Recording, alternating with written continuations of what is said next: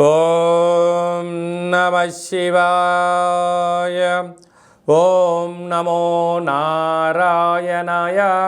ఓం శ్రీ స్వర్ణాకర్షణ కాల భైరవాయ నమో నమః.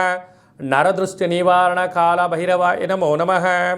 ఓం సూర్య అరిష్టేతు సంప్రాప్తే సూర్య పూజాంచ కారయేత్. సూర్య ధ్యానం ప్రవక్ష్యామి ఉపశాంతయే. హరి ఓం.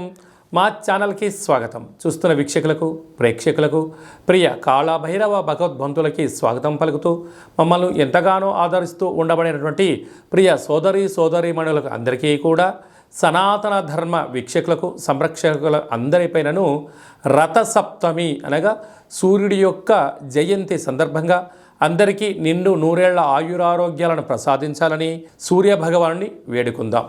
ద్వాదశ రాశుల్లో గ్రహ గమనాన్ని ఒకసారి వీక్షింపచేద్దాం. మేషరాశిలో గురు సంచార స్థితి, కన్యరాశిలో కేతు సంచార స్థితి, మకర రాశిలో కుజుడు, బుధుడు మరియు శుక్ర సంచార స్థితి, కుంభరాశిలో రవి మరియు శని సంచార స్థితి, మీనరాశిలో రాహు సంచార స్థితితో ద్వాదశ రాశులలో గ్రహ గమనాలు ఫిబ్రవరి ద్వితీయార్థంలో ఈ విధంగా ఉన్నాయి. తులారాశి వారు రథసప్తమి సందర్భంగా సూర్య భగవానుడి యొక్క ఆశీస్సులు ఎలా పొందాలో ఈ వీడియోలో సవివరంగా సంపూర్ణంగా తెలుసుకుందాం. తులారాశిలో ఏ నక్షత్రాలు వస్తాయిగా? చిత్తా నక్షత్రంలోని 3వ పాదం, 4వ పాదం, స్వాతి నక్షత్రంలోని 4 పాదాలు, విశాఖ నక్షత్రంలోని 1, 2, 3 పాదంలో కలిపితే తులారాశి. తులారాశి యొక్క అధిపతి శుక్ర భగవానుడు. చాలామందికి పుట్టినటువంటి కాల సమయంలో డేటా బర్తులు లేనటువంటి కారణం వలన పేరు యొక్క మొదటి అక్షరాన్ని అనుసరిస్తూ ఆ రాశిని తెలుసుకునే ప్రయత్నం అవుతుంది. అవి ఏ అక్షరాలు ఒకసారి పరిశీలన చేద్దాం. రా, రీ, శ్రీ, రు, రే, రో, తా, తి, తు, తే, తో అక్షరాల వారందరూ కూడా తులారాశి జాతకులే. తులారాశికి అధిపతి శుక్ర భగవాన్ అవ్వడం, ఈ రథసప్తమి సందర్భంగా సూర్య భగవాను యొక్క ఆశీస్సులు పొందడం కోసం ప్రతిరోజు స్నానం చేసి పూజా కార్యక్రమం అనంతరము సూర్య భగవాన్ యొక్క దర్శనం, అర్ఘ్యాన్ని వదిలిపెట్టడం, సూర్య నమస్కారాలు చేయడం, ఆసనాలు వేయడం, ముద్దర్లు వేయడం వలన ప్రశాంతమైన వాతావరణం కలుగుతుందని చెప్పి గమనించాలి.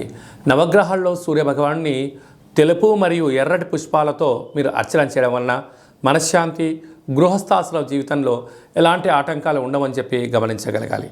అలాగనే అర్ధాస్తమ కుజదోష ప్రభావం కారణం వలన కుజుడు, బుధుడు, శుక్రుడు ముగ్గురు కలిపి అర్ధాస్తమ సంచార స్థితిలో ఉన్నప్పుడు మీ జన్మ నక్షత్రం రోజున అష్టమి, పూర్ణిమ, అమావాస్య తిథుల యందున దూరవాయు జల ప్రయాణాలు పెట్టుకోకపోవడం, యంత్రాలతో, ఆయుధాలతో, పంచభూతాలతో దయచేసి మీరు చెలగాటం ఆడవద్దు.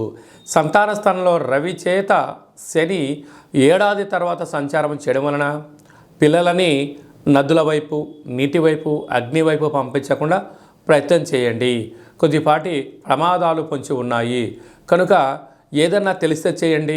విలువైనటువంటి వస్తువులు కానీ, బంగారు ఆభరణాలు కానీ, చెక్కుల విషయంలో పిల్లలకిచ్చి అజాగ్రత్త కావద్దు అని చెప్పి జ్యోతిర్విజ్ఞం తెలియచేస్తుంది.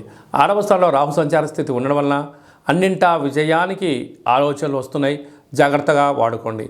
సప్తమంలో గురు సంచార స్థితి ఉండడం వలన నూతనమైన వివాహ ప్రయత్నాలు, గృహ ప్రయత్నాలు, విదేశీయాన ప్రయత్నాలు యోగదాయకం అని చెప్పి గమనించాలి.